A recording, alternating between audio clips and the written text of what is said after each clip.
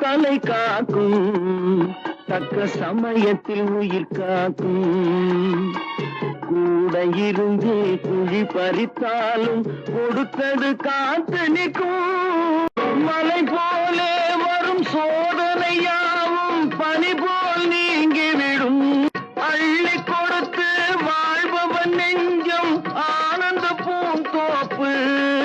வாழ்வில் நல்லவர் என்றும் கெடுவதில்லை, இது 4 மறை தீர்ப்பு. இத தர்மம் தலை காக்கும். தம்பி, நான் படித்தேன் காஞ்சியிலே நேற்று, அதை நான் உனக்கு சொல்லட்டுமா இன்று?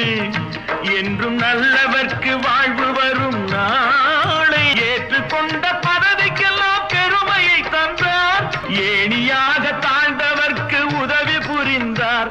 இன்று இயேசுவோர்கள் அவரால் தான் பதவி அடைந்தார்.